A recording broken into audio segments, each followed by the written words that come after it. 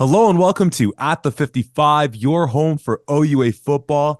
Me and Tom are back on the mics for the penultimate episode of the Exit Meeting Series, episode 10, where we're talking Laurier Golden Hawks, and we have a very special guest. So, Tom, how the heck are you doing, my friend? Oh, I'm doing well. Once again, a very special guest, exactly like you said, the voice of Laurier Golden Hawk football, former Yates Cup champion himself, Mr. Jack Moore, has rejoined the podcast once again. Always a pleasure to have you on, buddy. Oh, always a pleasure to talk football with you guys. We're in what are we, early March here, and I get to talk about OUA football. I thought I wasn't going to be able to scratch that itch until at least July. Usually, when I start talking about it at this time, people call me crazy and don't want to hear anything about it because there's so much time before the season starts. So, to be able to jump on here with you guys and talk some OUA football, and more importantly, Laurier Golden Hawk football, is always a pleasure for me. So, I appreciate you guys giving me the opportunity. Well, the pleasure's always ours, and it was about 6 months ago, if you can believe it. The podcast dropped August 23rd when we had you on. We had two episodes with you. We were so lucky enough to have you on the tiers and then the season preview pod. And when I think back to those episodes, the biggest takeaway for me was you getting us hyped about all things Laurier Golden Hawks, but specifically about the young absolute phenom in the linebacking core of Ethan Gregorcic. So I was deliberating where I want to start, and I want to go this route because I want to get us fired up to begin with. Jack Moore, this is going to be a little word association game off the jump. I say the name Justin Cloutier. You say what? You know what? I don't know what to say to that. I feel like I've backed myself into a corner. I had like one good opinion in 26 years of living on this earth, and it just so happened to get everybody so fired up for football season. And now I just feel like I have to reserve every single opinion back to myself. I can't speak out loud because I'm hitting 1,000 and I'm just going to stay there. I think I'm going to retire. Well, so I'm starting at the end of the season because I mean Gregorcic had such a phenomenal year, and I know we're jumping to the out of conference stuff, but when he didn't win the U Sport Rookie of the Year, I mean I know, and maybe we're not getting further than that, but I mean, we kind of represent our little corner of the U Sports pie here in Ontario. Of course, the folks in RSEQ, and I know you have a lot more connections across U Sports, but you know to from me and Tom's standpoint, we felt like we got robbed, and I say that collectively from the OUA. I mean, this kid this year, we can maybe just make it more about Ethan to start with, or however you want to take it. But like that was a shock to the system from our hearts here at the 55 to not see Gregorcic winning at the youth sports level.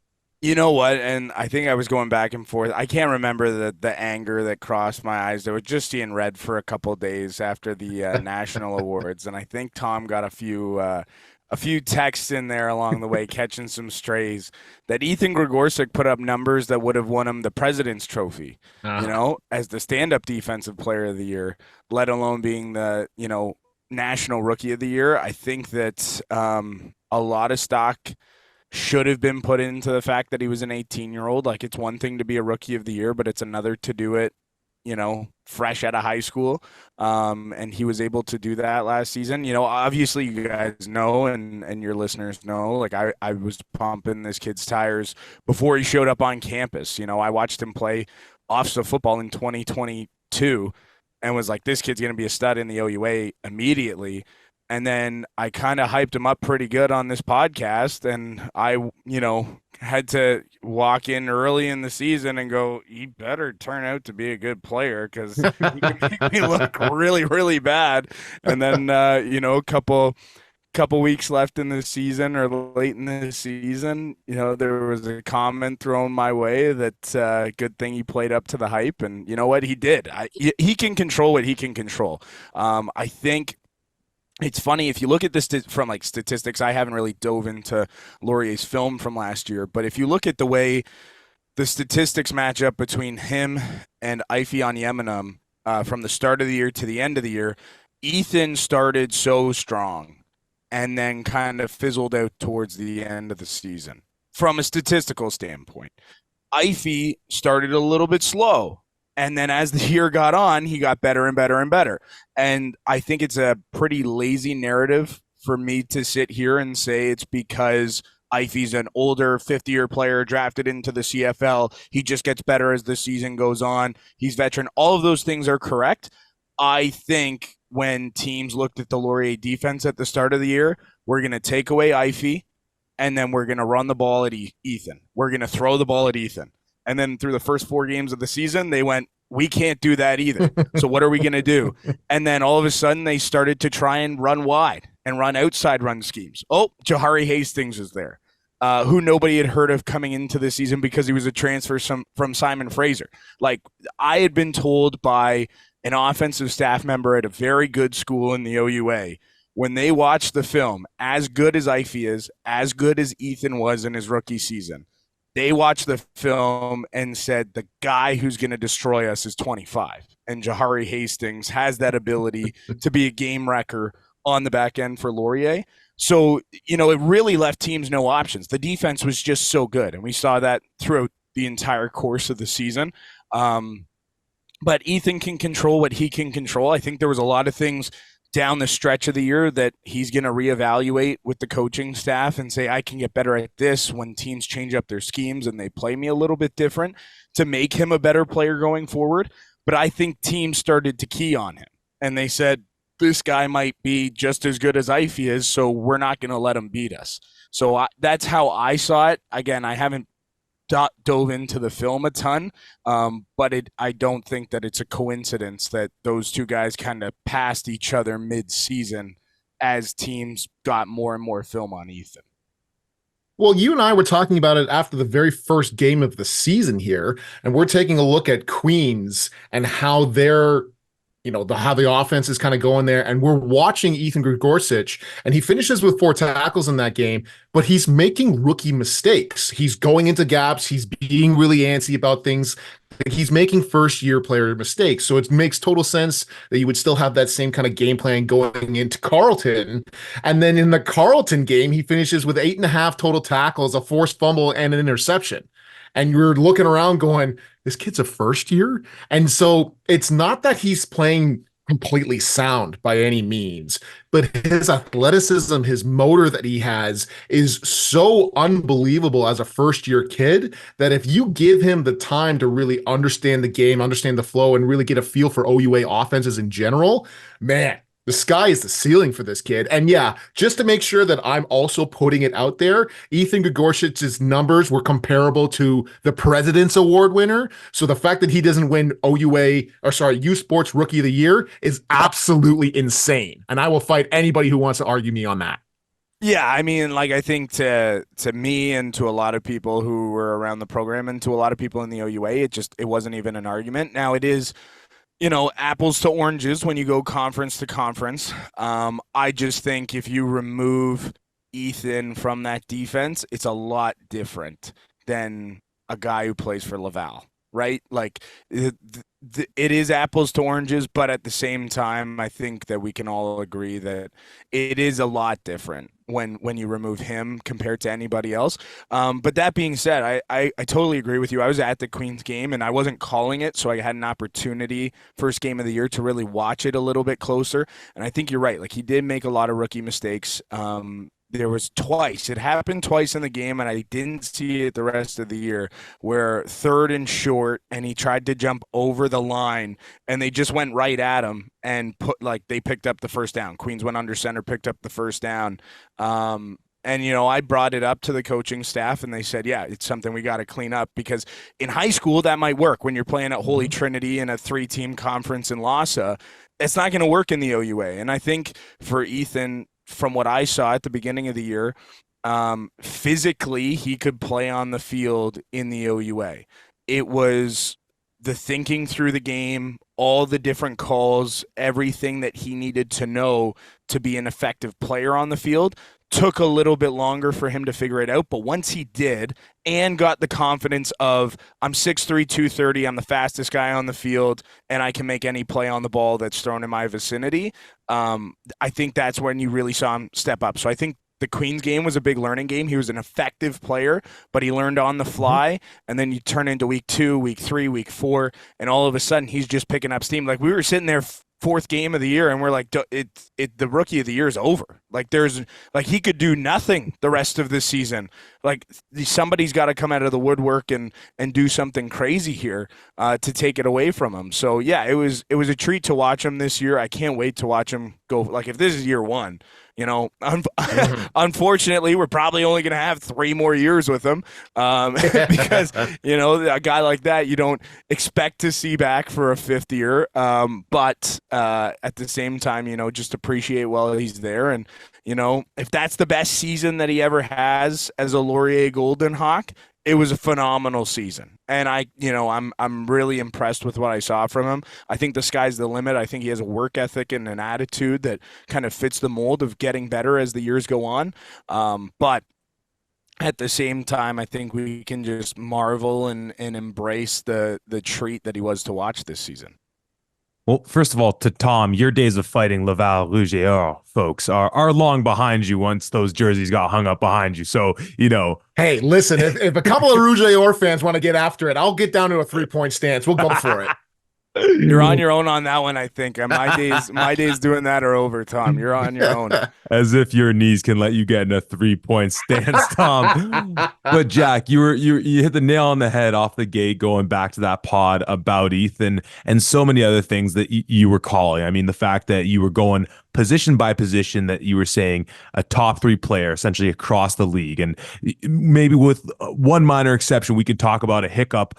But you were spot on. The Elgers MVP. We're gonna talk about Dawson Hodge. We're gonna get to a little bit. That's what we're gonna get to. Talk about Dawson Hodge in a little bit. I don't want to get there just now, but I want you to say it a little bit louder because he's the best kicker in the country and he's gonna dominate this year. And I'm gonna pull this clip back and shove it in your face. So I just want you to know.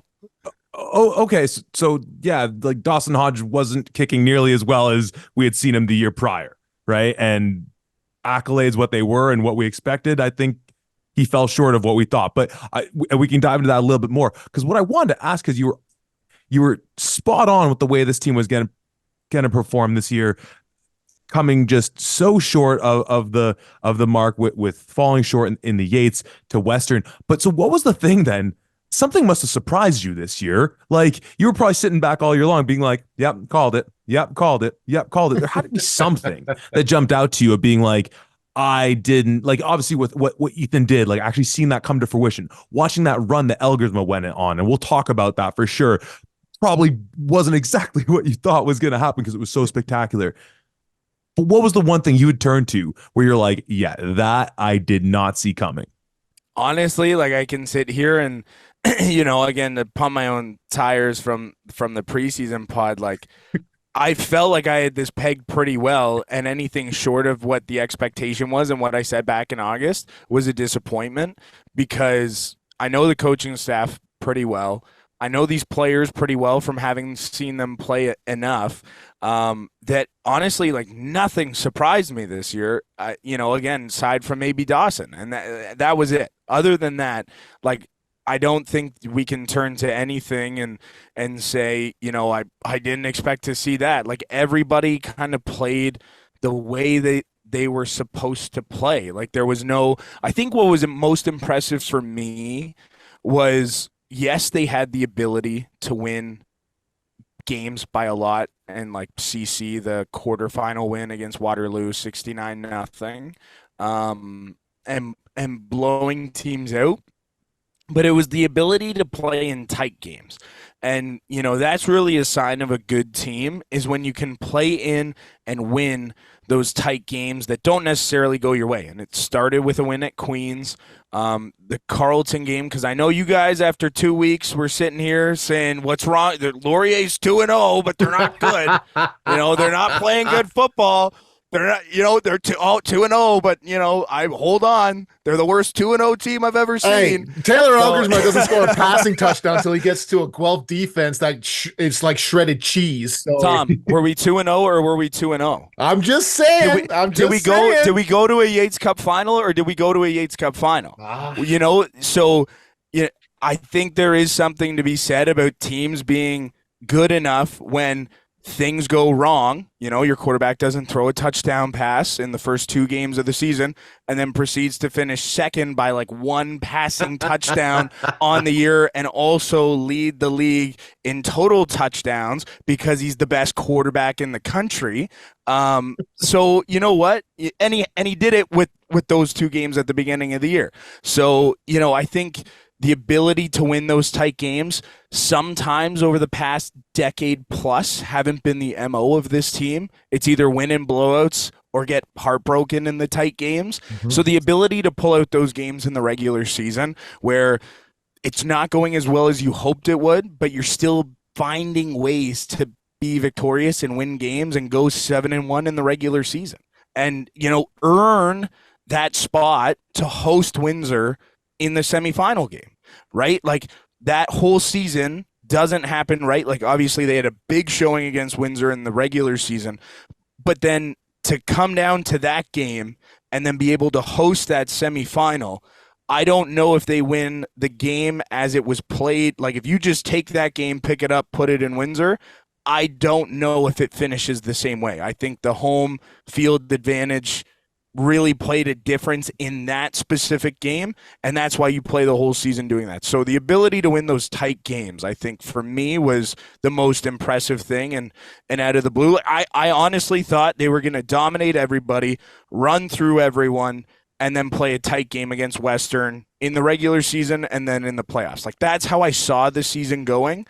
But they had some tight games in there, and they were able to pull out the victory every single time except the 2 games against Western. Yeah, most definitely. And even like, while yes, I'm on the edge of my seat in that semifinal game against Windsor for sure, there is a part of me that is thinking Laurier's done this before. They came out with a 1-point victory against Queens. They came out against a very good Carleton team and won that game and willed their way to win. And when you have that faith and that confidence to go into a game like that, where it's a tight game, it's a tough game, that can make all the difference in the world. So that when you're down to the fourth quarter with 3 minutes left and you're down by a score, maybe you're just up by a couple scores or something like that, and you're just calm, cool, and collected because you can say, we've done this before. That is such a massive advantage to have going into any game, really. And I think you nailed it on the head with that. But we talked about it a little bit, kind of going back and forth and certainly tongue in cheek there. But I really just wanted to highlight, as we were talking about Ethan Groshitz on the defensive side, Taylor Elgersma had one of the most impressive seasons I think I've ever seen. And something that I want to make sure I'm calling out here, because you can look at the stats and you can say, yeah, you're right. That is really impressive. He is some of the top, whatever. He doesn't score a touchdown pass until the 3rd game of the season against Guelph. And unlike all of the other quarterbacks, he doesn't play against Toronto or York. Now, Toronto had a pretty good pass defense, and I'm not trying to take anything away from them, but historically speaking, the Toronto teams are certainly struggling. And most definitely that team in red last year struggled a whole ton. So to have 18 touchdown passes without playing against a York team where you could easily have 5 or 6 in the first half, I think spells that out even more so. And there's been a lot of times over the years where, you look at an OUA MVP and it's kind of maybe up in the air or whatever else. There is no discussion in this particular time. Taylor Elgersma did a hell of a job this year and really just, like you said, not getting hung up into one particular item. Like he's not coming out of Queens or Carleton being like, I didn't have a touchdown pass. What the hell was wrong with me? Whatever. He really seems like the guy that has the mentality of whatever's going to get the job done at the end of the day, as long as we come away with a dub. If I have to throw 6 touchdown passes, hell yeah. But if I have to just sneak in one and just hand it off to my backs, whatever gets the job done. And you and I have already talked about this. I love Elgersma. I haven't had the chance to talk to him all that much one-on-one, but I love this dude. He's a gamer, and he's exactly the kind of guy that I would love to block for if I was an offensive lineman. So just talk about Elgersma in this past season. Yeah, I mean, like the kid's a phenom, right? Like he's 6'6", he weighs 230 pounds, 225 pounds. He can run, he can throw. Like I told you guys at the beginning of the year, like the comp that I gave was Josh Allen, right? Yep. Because like he's big, he's physical, he can run, he's got a cannon of an arm, but he just has that like almost at times where it seems a little bit too lackadaisical, but it's just that calming presence of like, yeah, like we're just going to roll with the punches. We're going to get through this. And he has that confidence in himself and the team to pick up wins. And, when you have the weapons that he has, who wouldn't have the confidence to be able to do it? But yeah, like I think you're absolutely right on I think I made that point to you via Mhm. text on Toronto and York that Laurier didn't play. Like those were the two teams that Laurier missed. Those two teams finished 11th and ninth in the OUA standings this year, and Laurier went 7-1. Right. So if you really want to talk about who the strongest teams were, like they beat Windsor twice. There was no, like, it was a 3-horse race in the OUA this year. They beat Windsor twice. They lost to Western twice. They were the second best team in the conference.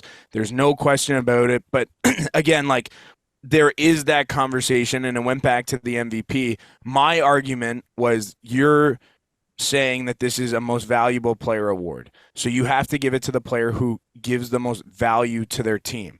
Evan Hillock had a phenomenal season, and he did a lot of great things for Western. I think a little bit of history goes against him because Western has churned out top level quarterbacks year after year, especially in the last, since Will Finch, they really haven't missed when it comes to picking their next guy who's an extended starter. So for Hillock, it's, he's just another one of the guys. If you remove Elgersma from that Laurier team, they're not the second best team in the conference, right? They're not, they might be 4-4. They might be 3-5 without him. Like he is such a big difference maker. And it is crazy to see what he's able to do. Now, like you have to take the good with the bad. I think Laurier were one of the most sacked teams in the OUA this year. They took a lot of sacks, and not all of that's on the offensive line. Taylor is so good at improvising and creating on the fly. Sometimes it ends up being a detriment, but the positives outweigh the negatives with him. So you have to take those plays when you take him scoring all the time, when you take his big bombs, when you take him running it in, when you take him coming back in the semifinal and leading a win against Windsor, and him faking like he's going to rush, like every defender runs up on him and he just flips it to Quentin Scott in the back of the end zone to tie the game with 5 minutes to go in the fourth quarter. So you have to take those moments when you take the big moments with Taylor as well. And I don't think there was anybody even close. There was nobody in his vicinity, like nobody in his universe in terms of value to their team in the entire conference this year. And it was a pleasure to watch firsthand. But I went down to the field after calling the Laurier Carleton game, and I saw Taylor, and I, said what's up to him, told him good job. And the first thing he said to me without, hey, how you doing, was need to be better. Quick, need to be better. That's all he said. So the next week, and a little bit of behind the scenes, Laurier's press box is a built-up deck right now because there's no stands at the stadium. They're having the turf pulled out as we speak. But it's a built-up deck, and my spot is essentially right beside the visiting coach's box. And there's no, pipe and drape. There's no wall in between us. It's literally me, my color commentator, Jason, and then, Waterloo coaches. And I said that on air. I said, when I saw Taylor Elgersma last week after the game, before he said anything else to me, the first thing he said, I need to be better. Need to be better. I need to be better. And the Waterloo coaches, kind of shaking their head a little bit. Oh, he wins. They're 2-0, and he's thinking like that. And then he just, from the 6 games on, proceeds to be the best player in the country. And it's, again, not close. I know Jonathan Senecal, phenomenal football player, but I'm always going to go to bat for Taylor. He's my quarterback. And he was, the difference maker this season on where this team is. Now, yes, he has phenomenal weapons. He has unbelievable receivers, great rushing attack, great coaching staff from the head coach to the coordinators to the positional coaches to the defensive side of the ball. But Laurier isn't 7-1, second best team in the country, back in the Yates Cup for the first time in 6 years without him. No doubt. And you know what? I almost want to leave talking about those weapons to Tom because I know how excited Tom was like going off about, that dynamic duo. And I know it goes beyond Raiden Thorne, Ethan Jordan, and all the other weapons that he has. So let me take it into one other direction, then we can perhaps circle back, which is, as fun as it is talking OUA football on any level, Laurier Golden Hawks, especially having you on in early March. What is fun about this time of year is that obviously we're right on the precipice of combine season. And it's instructive not only to see, and I think I have the names right as far as the national invites. We're seeing Luke Brubaker, Hamilton Cooper, Brandon Manua, and then for the regional, Ayo Ajayi and Tanner Nelms. And it's instructive not only seeing that talent, but as well kind of looking through this roster, thinking about how close they were to the pinnacle, being, the proverbial, inch or two here or there from achieving that goal that you set out, that anything but is a disappointment, or however exactly you would frame that.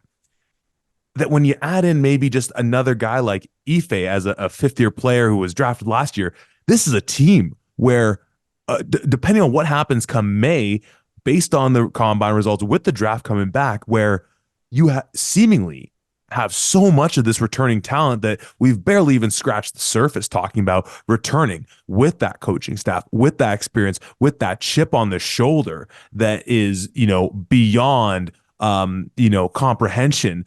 And just from that standpoint, you have to imagine that this team, and I'm curious to what extent you've been able to have in contact with the fellas, and as a little programming note, and to Tom's joy, as far as not being able to talk with Elgersma too much, we might have Sir Elgersma on the pod in the not too distant future, actually. But this team must be just firing on like a no hold bar. Like we must be. I don't even know. Like, what is the vibe right now with this team, knowing how good they were and yet how much better they could be just with the experience returning? Yeah, I mean, I think there is that, like, of the guys returning, there is that sense of unfinished business, Mm. because it really felt like, and like, as a supporter of the program, somebody who watches almost every game, gets to see, the home games up close and personal, and gets to be a small part of them, from the broadcast perspective. It really felt different this year. Like there was no fear going in, like most years, going into the playoffs. Like, I don't know about this matchup.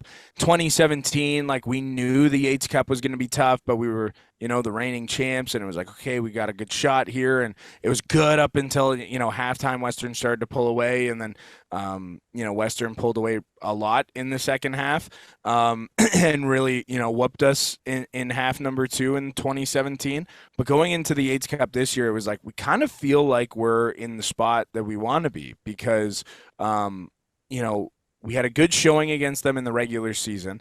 And, the regular season game, it was like we had one good quarter and we almost pulled out the win. Like we had the lead in the fourth quarter at one point, and it was almost a win, but we played one good quarter of football, and that was it. That kind of happened in the Yates Cup, but the good quarter happened in the second quarter instead of the third. But I don't think there was, matchup wise, there was no fear. It was just like the team was ready to go. And I think there's a lot of guys who are coming back who feel this, like, we had a really good shot and we might never get it again, because that does start to sink in. Because, like I was a second year guy in 2016, and all the other second year guys who were there, like they played in a Yates Cup in third year and then missed the playoffs in fourth and fifth. Right? Guys left. Curly Gittens Jr. left after 4 years. Right? So you never quite have the same team. So yes, there's excitement for the guys coming back, and there's unfinished business. There's a lot of big pieces that are going to be leaving here, especially on the defensive side of the ball. The big question marks coming into next year for Laurier are going to be Cooper Hamilton, the left tackle. Is he coming back, or is he going to stick in the CFL? And then, of course, Luke Brubaker. Those are really the only two guys where there are question marks on their return. So they're both going to the national combine. So is Brandon Omanua. Ayo Ajayi and Tanner Nelms going to the regional combine, both fifth-year seniors. Same with Brandon. So they can't come back anyway. But for everybody else, like those two pieces are big. Ife's going to graduate. There's more guys in the defensive secondary who are leaving, just with eligibility moving on. So, it's not going to be the exact same team. I think this offense is going to be like, you're going to see the list of guys coming back from the offense and be like, this isn't like, if Cooper Hamilton comes back, you pretty much return the entire offense. Like it's ridiculous. Tanner Nelms is going to move on, but you have Quentin Scott coming back. You have Raiden Thorne coming back. You have Ethan Jordan, Laomi Ojatalayo, like your whole weaponry is restocked and returning. Jackson Stebbings and Jace Atkinson, guys who really emerged as good complementary pieces in the passing game this year. You had an 18-year-old starting center. He turned 18 on August 23rd or something like that, like right before the season started. Things really started to calm down when he moved into the starting center role. So shout out Cody too, because he was phenomenal this year. You return Dawson, you return Jason McGugan on the special teams. So, I think there are a lot of big pieces returning offensively, special teams wise. I think the questions are going to turn to the defense on who can step up and take those spots that are going to be left by the guys moving on. So I think the first 2-3 weeks of the year are going to be, okay, what do we got here? Because we have an offense that is going to be national championship level. I have all the faith in the world in Ron Van Moorkirk that he's going to put together a national championship caliber defense, but you have 8 games to figure it out in the regular season. And like you guys know, it's not a long time to put it all together if you want to go on a run. So that's going to be interesting. There is a lot of excitement there. But I think it all stems from like we had a really good opportunity this year and we didn't get it done. Like all the cards lined up, right? Like Western became the first team to three-peat in 21 years.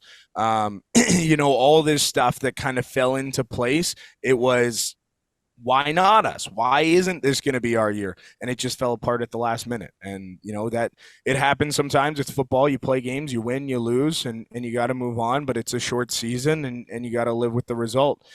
So I think for the guys who are coming back, they don't want that feeling again because there's going to be a bunch of them who this is like, even though it's their 4th year, it's going to be their last year.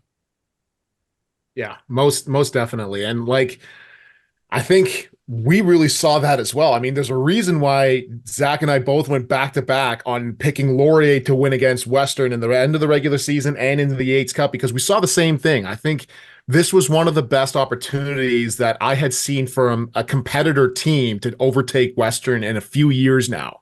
And so that's really why we were so bullish on them. And obviously we loved watching them this entire past season. And when you really look at the growth, even from 22 to 23. 22, they finished 5-3. The 3 losses are to Western, Ottawa, and Queens. And then you come back into this one, and they start off against a fully healthy Queens team that turned into the monster that they were at the end of the season here. But they had all of their pieces in place and they still pulled out the victory and the defense looked unbelievable. Now, first week of the season, offenses always take a little bit of extra time, sure, but that defense was phenomenal. And I think when we start looking at the certain players in there, like you already beautifully detailed, we've talked about it before with Zach's Ottawa GGs.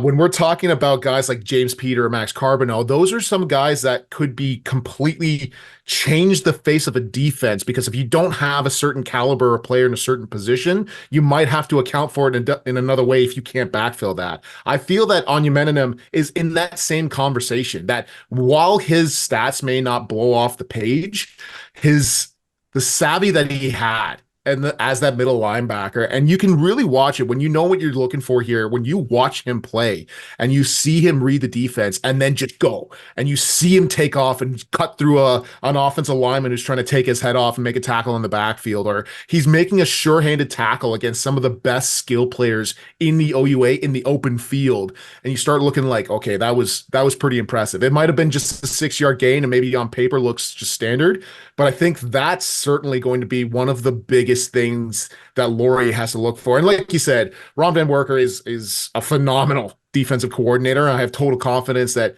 he'll be able to get that defense back to running. But when you look over at the offensive side of the ball, like you said, Quentin Scott back, Taylor Elgersma back, Ethan Jordan, Raiden Thor, Laomi Olja-Talayo, just in the skill players alone, your jaw's kind of dropping here. And I know I said this earlier here, and I'm going to say it again just for, I'm not backing off. Raiden Thorn has arguably the best hands I've ever seen on a wide receiver, certainly in this year. With some of the catches that he was making so nonchalantly, it was absolutely unbelievable to watch him. And then you look over at Ethan Jordan, and one of the most consistent targets that you could possibly have. Like, you just throw it in anywhere within a 3-foot range of the guy, and he seems to come down with it. So to see those guys go back and forth, and then Ocha as soon as you start sleeping on one of them, and then a Tanner Nelms or a Quentin Scott out of the backfield as soon as you got everybody else covered up. Like, it really seemed like when this offense was rolling, nobody could stop them. But I do worry about that defense and just replacing a guy like Onyemeninem. Yeah, I mean, like you don't have another Ify on the roster, and No. and I think you nailed that. When I saw his film the first time, I remember we did like take flight events, so we introduced all the new recruits, and it was on OUA TV, and so Dan Polischuk hosted it, and he talked to Dwayne Cameron, who was the recruiting coordinator at the time, and he talked to Michael Folds, who's the head coach, and then I got to interview all like the big key name recruits who were coming in. So Brandon Omanua was a part of that. Ify Onyemeninem was a part of that. And I got to talk to a couple of older players at the time, Nakis Onyeka coming through, Brandon Calver, both Grey Cup champions, and then Ron Van Morkirk, the defensive coordinator, and getting to talk to the guys. And I remember sitting there on the day of the take flight event, and I was prepping my notes, and I was like, okay, I got to watch a little bit on some of these guys. And I pulled up Ify's high school tape, and I just sat there and went, well, that's Nakis Onyeka, but 6 years younger. And that's kind of what he turned into at the end of his career, right? Like, he just had that like natural ability to find the note, like find the football. And he was so he's so cerebral when he played. He just knew where the ball was going. He could get to the ball, and then he could out physical you to get to the ball and make the play. So yeah, you don't have another Ify on the roster. Who's going to fill that gap? You don't know. Having Ethan play as well as he did, I think puts you at ease a little bit more. But then I think there's going to be a hungry competition through spring camp coming up, and then into the summer workouts, and then, down the line into training camp. Like, there's going to be a lot of guys who see the opportunity to play. And I've been told a number of times from this staff, like, the two best play. That's how we do it. Two best linebackers play. We don't care how old they are. We don't care what their experience is. If you're the best, you're going to play. And so you just have to be, right now the second best, and you get a starting spot on the field, but then you got to go out there and prove it. And I think the leash is going to be a little bit shorter for that new starter than it was on Ify.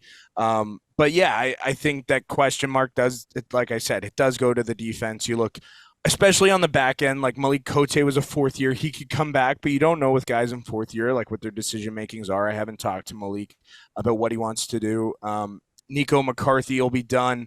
And then you have Ethan Bayfield, who stepped up really, really nice when Ayo Ajayi went out with his injury at the end of the season. So you're pretty confident in him. Tristan Miller was also phenomenal on the back end for the Golden Hawks this year when he got into games.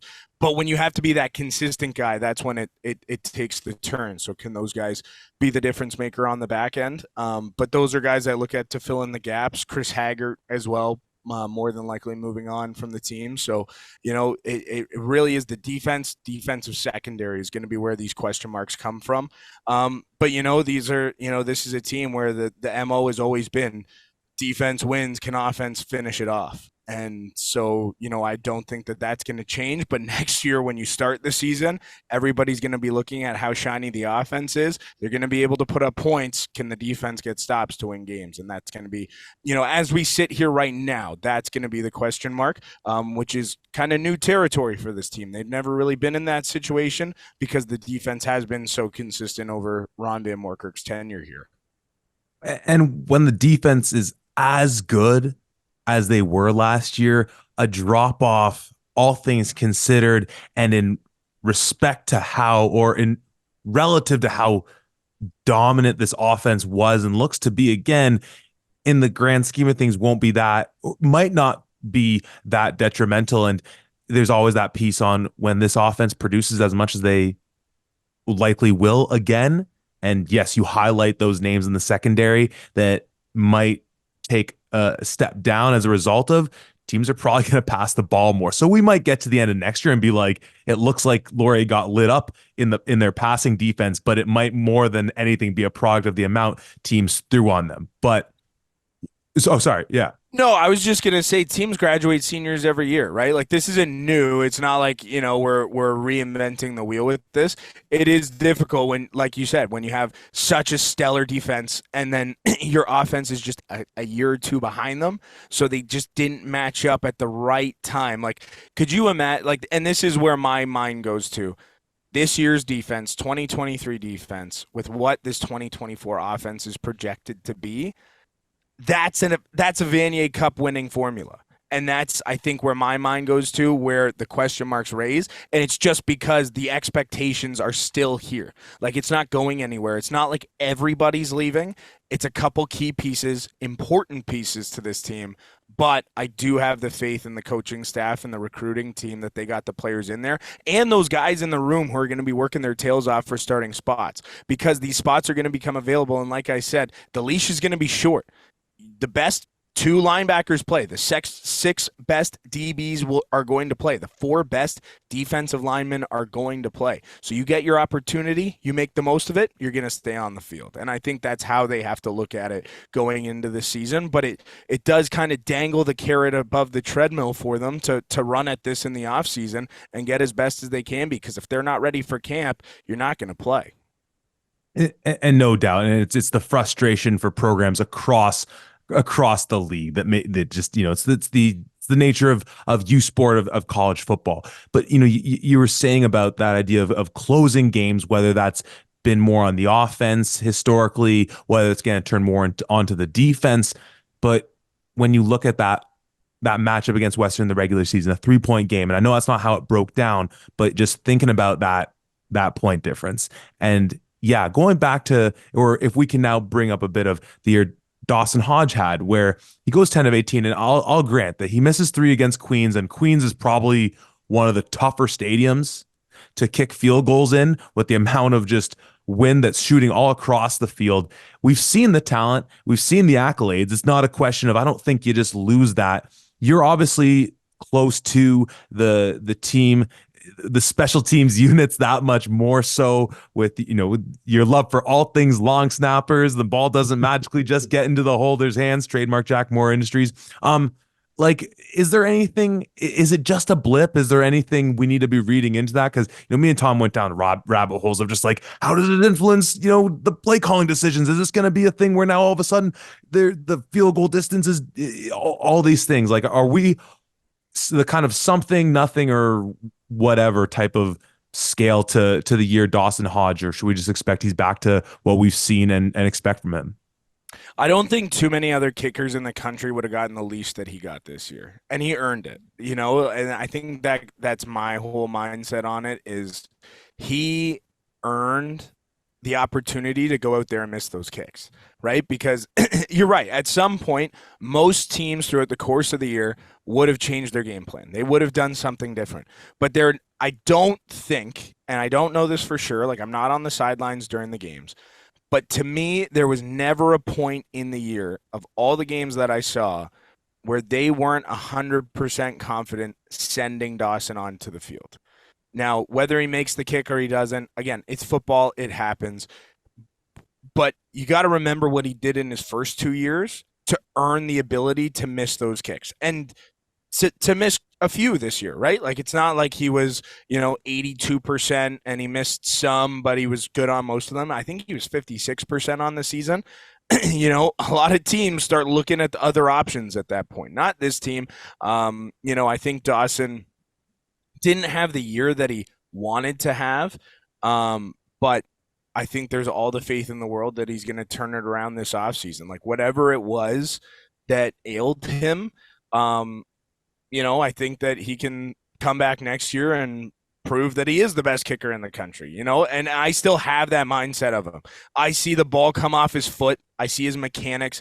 Everything seems sound to me. It doesn't seem like he's if whether it's a mental thing, whether it's, we can all agree that the old turf that's getting torn up at Laurier was never the best. So, whatever it was, if he wasn't, there was a new holder this year, whatever that might be. I think for Dawson, it's easily correctable. He's going to go with Darcy Sagan, the kicking coach, work with Ronnie Pfeffer, who came on as an advisor this year, to work with the kickers as well. He's got a great rapport with Jason McGugan, who's the long snapper, and they're going to figure this out. So I have no worries about it from Dawson Hodge's perspective.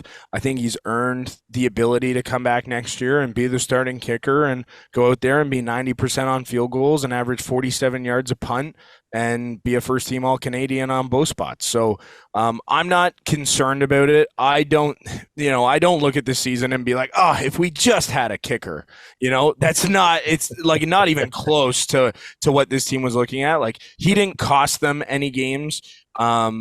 It did change the makeup of games, the timing of his kicks. Teams missed kicks too, like other teams. You look at Queens, I think they had a 37-yarder to win it in week number 1. And, shout out to Ethan Bayfield, who ran it out of the end zone, and Laurier gets the win 11-10. So, at the same time, like, yeah, Dawson struggled a little bit this year. I think for me, it's a non-issue going into next season. I think, there's still going to be that confidence in him. He's going to make every kick when he trots out onto the field. And again, like, it's kind of the Taylor Elgersma effect at quarterback. Third down, third and goal, you're down by 7, 8 minutes to go in the fourth quarter. Who would you rather have in the conference as your quarterback to go out, run that play, and score a touchdown? And to me, it was Taylor Elgersma. You line up all the kickers in the OUA, and you say you have to make a 45-yard kick to win a Yates Cup. Who are you picking? Every time, 10 out of 10, I'm picking Dawson Hodge. Yeah, and I think, once again, it's very similar to how you worded it, in that he earned the opportunity to potentially go out and miss those field goals. I think we've started looking at him and started having an All-Canadian is kind of where his expectation is. Well, and so that's when you the fall thing, short right? of that, You have guys who, there are guys where the rules are different, right? The floor is different, right? His floor is anything below 85% is bad. Anything punting below 44 yards on average is bad, because that's where he set the expectation for you to think of him. So he has a season like he did, and everybody's like, what's wrong with Dawson Hodge? I don't know if it's wrong. It's just going to balance out the career averages, right? Like, he's just not going to be the best kicker from the day he stepped onto the field to the day he's going to leave after year 5. Third year was a little bit more difficult, but it also makes the return story in years 4 and 5 that much better. And that makes my job so much better. So, I totally agree. He set the expectation on a different level than any other player in his position in the conference, in the country. The expectations are higher for him than anybody else.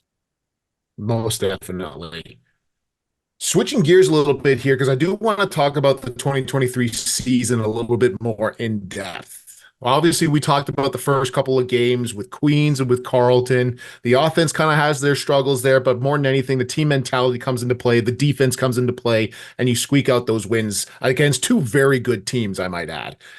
When you start to look at the rest of the season here, and obviously Taylor Elgersma going off with a historic game against the Guelph Griffins here, going for 6 touchdown passes and getting the monkey off his back in the biggest way possible about not scoring a passing touchdown here, is certainly incredible. Don't get me wrong. But when you look at some of the other games here, specifically the Ottawa game and the Windsor game, those are two of the most impressive wins I think I've seen in a back-to-back setting here. For me in particular, the most impressive win that I think I saw the entire season was that Laurier against Windsor game in the regular season. I have never seen that Windsor team get so shut out so completely, where that Windsor defense is statistically one of the best defenses, not in the OUA, but in the entirety of U Sports. And Laurier hangs 438 yards of offense and 40 points on them. Like, I watched that game with my jaw open from the first get-go, and it's 26-0 at halftime. That's certainly my pick here. From the rest of the regular season and the games that we haven't really spoken to, what are some of your real call-out moments? Is there one game in particular where you had that same feeling of, holy shit, this team looks good? Yeah, I mean, I think we kind of earmarked that at the start of the year where you're going to have a tough game against Queens week one, and whatever your record is coming out of that game is going to be your record.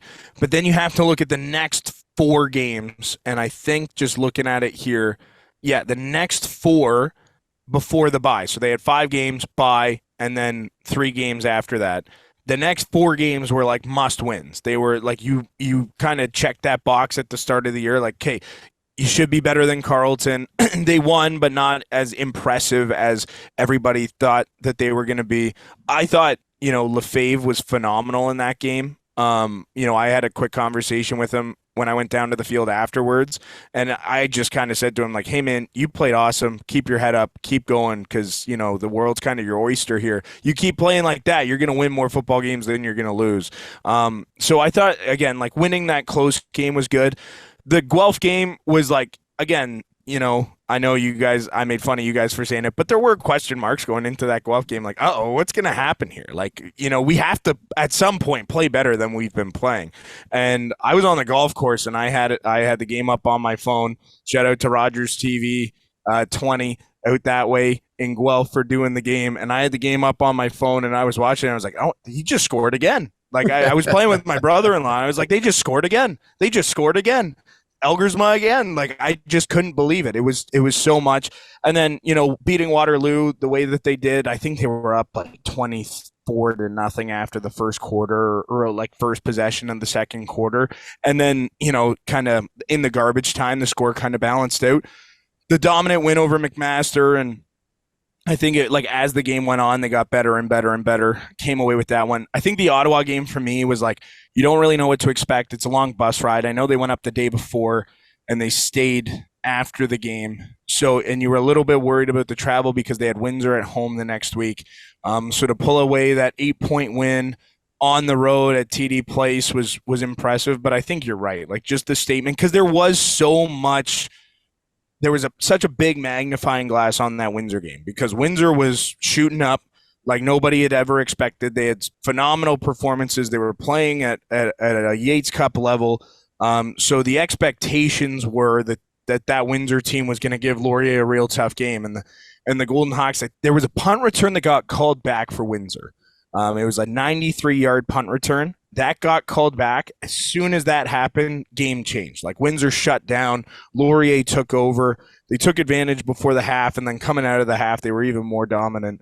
Like, you look at that Windsor team, and again, like, we pegged them in the top 3 by the end of the year. That Windsor team, Laurier outscores them on the season in the playoffs and the regular season 61-21, right? Mm-hmm. They're plus 40 against that team.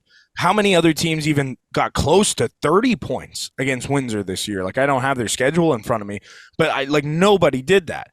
And so I think that for me was the most impressive win. But it was kind of back to that Ottawa game where it's like, okay, they won another close game. Like, they're learning how to win tight football games. You need that going into week 9 against Western. They lose that one by 3, and then they end up losing the Yates Cup 29-14, which kind of got away in the fourth quarter. But, I think for me that Windsor win in the regular season was the statement, and then to do it to still win the game, but do it the opposite way in the playoffs was like, okay, this team's for real. And I think that's what gave them and gave me confidence going into the Yates Cup, was that they had, every reason to be confident that they're going to win because how good they were and what they showed through the first however many games. That was 10 games through the regular season and playoffs. It's like, hey, they can win every way possible. And their only loss on the year, they lost by 3 to Western. So why can't they win this? So I think that for me was that statement win against Windsor. I think you're right. That's the one where it was like, okay, this team's for real. Yeah, and it's going to be so interesting to just see just holistically. We talk about the chip on the shoulder, returning players, the defense, all these different things, but then as well, where if this team caught anyone by surprise this year, and I don't know why they would have, they certainly aren't going to be going into this upcoming season. But Jack, the last thing I want to ask you about, and again, I want to turn the spotlight more onto you because I think we've asked this to the two other lovely broadcasters in Adam McGuire and Brett Hedges we've had on.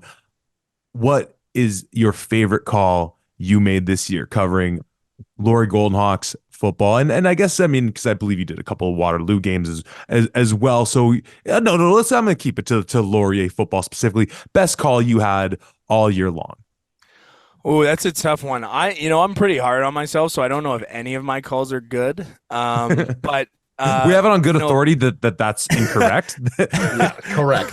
I think for me, like one of the things when I was kind of reflecting after, I was really lucky this year. I got to work with the CBC crew doing the national semi and the national championship. I was the spotter for Mark Lee, so I wasn't on air, but I was at both games. I was in Vancouver at the UBC CNFX game, and then I was in Kingston for the Vanier Cup. And so I got really lucky that I got to be a part of those. But like when your on-air season is done, it's just so different, and you kind of, regroup. And I made a post, and thanks to Cavo for taking photos of me, even though he was the Waterloo photographer this year. He was the Laurier photographer when I played at Laurier.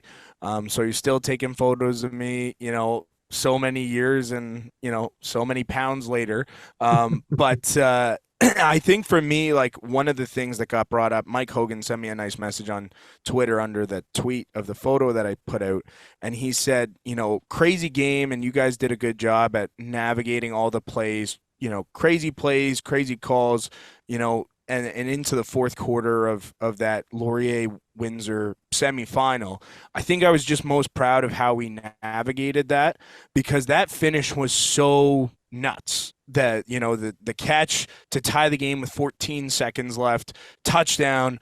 But then you have to give them the moment it's due, because Windsor just they're an extra point away from tying the game and pretty much sending it to overtime in a game that got away from them. They were up 14-7 with 8 minutes to go, and all of a sudden they're down 21-14. So giving that moment its due, but then like there's a flag on the play. We think we know what it is. And this could be defensive holding, this could be offensive holding, this could be something that we didn't like, this could be a late hit on the quarterback that the guy at the back decided to throw. Like, we don't know what this call is going to be. So I think I was most just proud of how we navigated that fourth quarter in the semifinal between Laurier and Windsor. We gave the moments their due. We didn't overshine the moments. We let them play out. We gave them their due. We didn't make it about us. And then when that kind of big thing happened with 14 seconds left, I can still go back and enjoy kind of how we navigated it, because I thought we did the best job possible with the information we had. Like, we don't have replays. We don't have a monitor. We don't get slow-mo on the hand that's grabbing. In live time, I thought it was holding. I'll be honest. I'm seeing it through my purple and gold colored glasses as well. So you know what? Like, I think that for me was kind of the best moment. And to call an OUA semifinal, it's only the second one I've done. I did MAC against Guelph in 2019 on Cable 14. But that was the first Laurier semifinal I got to do. What are we now? That's my sixth season doing Laurier football, whether that's color or play-by-play. That was the first semifinal I got to do. So I thought we did a good job. I thought that was probably our strongest game of the season, was that semifinal game, and how we navigated it and what we did and what we put out there. So to finish on such a strong note at the end of the year, I think that was good. And then, I thought personally, nobody hears it. Only one guy hears it, and he broadcasts it to 150,000, 200,000 people for the semi and the national championship. But I thought I did really well in my spotter role for Mark Lee.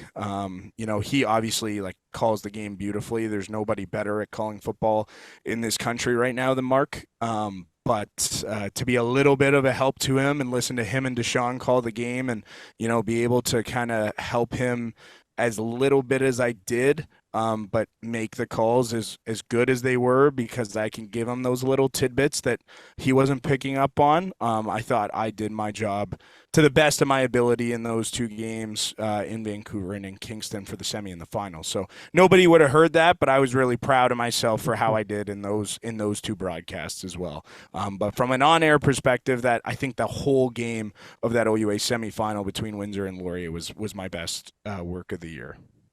Well, listen, there's a reason why the relationship that you and I specifically have started off with me being a fan of you. I watch a ton of U Sports football, not just in the OUA, but across the country here. And you are by far one of the best people that I have the privilege of listening to. The passion that you have for the game comes through in spades, and your knowledge of the team, your knowledge of not just Laurier, but anybody else that they play against is really impressive. So I know you're a humble guy. I will do your bragging for you. You are fantastic at what you do, sir. And I hope that you get as many opportunities to call as many games as possible because I love listening to you. I do have a question after this, but I wanted to make sure that I gave you the roses that you so rightly deserve. No, I appreciate that. You know what? You guys do a great job for OUA football and U Sports football. Like, you're so committed to this, doing your podcast weekly and then throughout the season doing it twice a week. And, it's a lot of work that people don't see behind the scenes. And, I didn't get the opportunity to play as much university football as I wanted to when I went to school. So to still be a little bit a part of it is fun for me. I like seeing the passion, and I've gotten to see now a whole recruiting class. Like, I was there on their recruiting day, showing up and saying, here are these players, this is the future of Laurier football, and I've now seen them graduate through 5-6 years in the program. So to be able to see that, and these guys turn from 18, 19-year-old high school kids into, young men who are graduating and going out into the workforce is pretty cool. And to still have a little bit of a connection to the team and program that I have a lot of passion for. I just love it. I love the sport. I love it, and I think it deserves the best coverage as possible, and that's what drives me to kind of call the best game possible when I'm behind the mic every time. Well, you do a hell of a job, my friend. I will tell you that every time. I would be remiss if we did not dive into the Western losses a little bit more here. Sure, now, listen, absolutely. End of the season happens here, and they lose against Western at the very last game of the season. That's for their first place. And I have to be honest, hey, listen, I picked them twice, and I stand by those picks going into it, knowing what I know now. I'd still make those same picks because of what I saw. But in that regular season Western loss, when Evan Hillock goes out with an injury and you don't have their star running back who is the all-Canadian and doing what he's doing, in my opinion, Western is at their most vulnerable in that regard, and Jerome Rancourt is still able to find a connection and get a touchdown there. They go into the Yates Cup, and obviously they have that very strong second quarter like we talked about, coupled with a very strong third quarter in that regular season game, but just aren't able to get it done there. In your opinion, and I know you didn't have a chance to actually call these games, but you're an avid Laurier fan, you're an avid football fan, so I know you watch them. How far, I don't want to word it that way because I think they're right there. What is the extra piece that this Laurier team needs to finally get over the hump of the Western Ponies? We saw the jump to take over Ottawa and Queens last year and do it in a decisive fashion in this past year. What is that next step to you? Where is the opportunity? How do they need to get better in order to finally put the Western Ponies away? Because those Western Mustangs are directly responsible for Laurier not having a Yates Cup victory. So what is it in your opinion? Yeah, 100%. I mean, I think, Western's a phenomenal program, as much as we don't want to admit it. Like all of us, all three of us sitting here, won Yates Cups in, the span of, what is it? I think 3 seasons, right? Like, yep. Tom, you were 2014, 2015, 2016, right? So, yep. In the span of three seasons, all of us got, to hoist that trophy against Western. Tom, no. You were against Guelph, but you did get to hoist it against Western at one point, right? I did. Just one of your 3, right? only one of your 3 came against the Western Mustangs. But, I think we can all sit here and say like it is a massive hump. Like those guys, there's a reason that program's at the top every year. They have the best recruiting, they have the best coaching, they bring in the best players, they develop them the best. However it is that they do it, there's that like lure to the program that kids want to go there, coaches want to coach there. And I think that the OUA has gotten to a spot now where I think it's starting to diversify a little bit. I think there's more guys going to more programs. And I'm kind of hoping that there is going to be that 4-horse race at the top as we sit here right now with Queens, Windsor, Laurier, and Western next year, where those are kind of the 4 teams and they're going to fight it out together, and less punching up to Western, but everybody on a flat plateau. But you just got to go out and do it. Like, I don't think that there's necessarily like, I don't look at the Laurier roster from last year and say like, if we just had that piece, right? Like if again, like it wasn't kicking, like kicking wasn't the issue. And there aren't a ton of players in their spots at Laurier right now, because I said this to you guys at the beginning of the year. They had a top 3 player at each position. Sometimes you lose football games, and unfortunately it happens. I think for Laurier it's difficult because they played some of their best football going into that regular season game, and then they just had the most brutal first half of all time. Like they were down 27-0. Everybody was calling them frauds before the game was over, and it was like, how did we get here from beating Ottawa and beating Windsor as bad as, as big as we did? Like, how are we sitting here and saying that we're down 27-0 at the half? And then they come out and score, and they score, and they score, and they score, and they're up 28-27. It's like, okay, here we go. This is the team. But, they in those 2 games, they played 8 quarters of football. Laurier played 2 quarters of football. And I said it going into the Yates Cup. You can't play good quarter of football against Western and expect to win. And they lost the Yates Cup. They played 1 good quarter of football. It was the second quarter. And, their championship hopes kind of came to an end. I credit Western for being as good as they are. I don't think there's a piece. I think it's just doing it. Like there isn't, I don't think that there's a scientific formula here to beating Western, right? Like, when I beat Western, we were down 21 points with 8 minutes to go. And Michael Neville just said, Brenton Hall's down there somewhere. And he threw it into the end zone. And all of a sudden, Carson Ouellette scores, Curly Gittens Jr. scores. And, we're kicking a field goal from 26 yards out to win the game. And all of that happened so quickly, like it just unraveled. Like, I don't know if that's good football. Like, I can't sit here and say that was the game plan, but you just have to adapt, play within the lines, play within the 60 minutes that you're allowed to play in. And you just have to go out and do it and hope that each guy's going to do their 1/12. And again, if they roll out the guys that we're looking at them rolling out next year, every game Laurier is going to play, I have the full faith that 51% of the game, each guy's going to win their one-on-one. Right. So, and that's all you can do. So I don't think that there's a specific piece, but it's just about doing it. But I think it could come down to a mental thing, right? Like, this is the block and we just have to do it.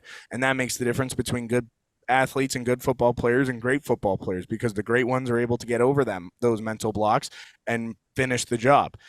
So, we'll see if 2024 is going to be their year, or if, the reign of Western's going to continue to roll for a 4th consecutive year, which I really, really hope isn't the case. I've got bigger plans for Laurier than that, but, you got to go out and play the games, and Western has their reputation for a reason.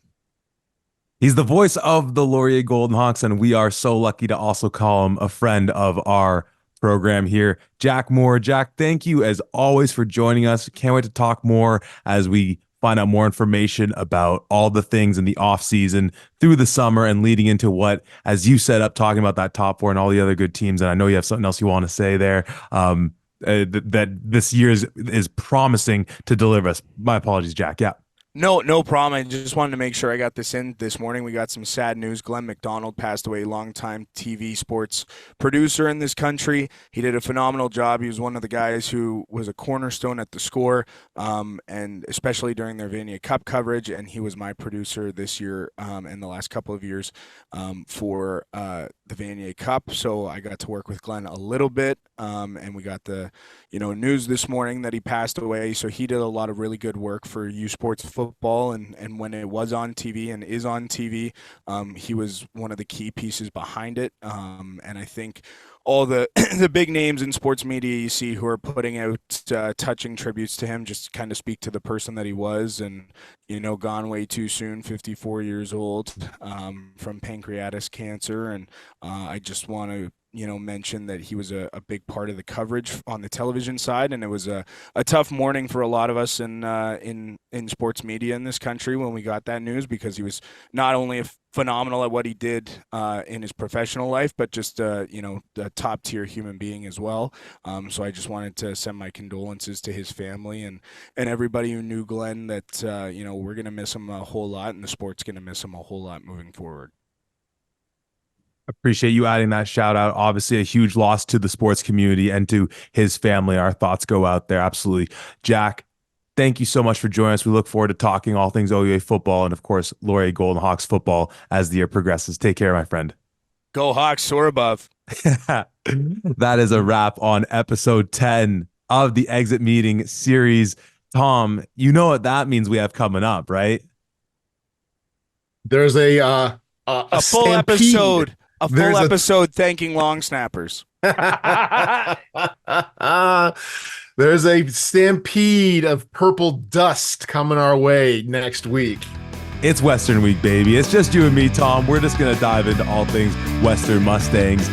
And as we said as well, a special guest coming your way for a pod not too long after that. So we'll be talking Western Mustangs very soon. So check us out right here at the 55.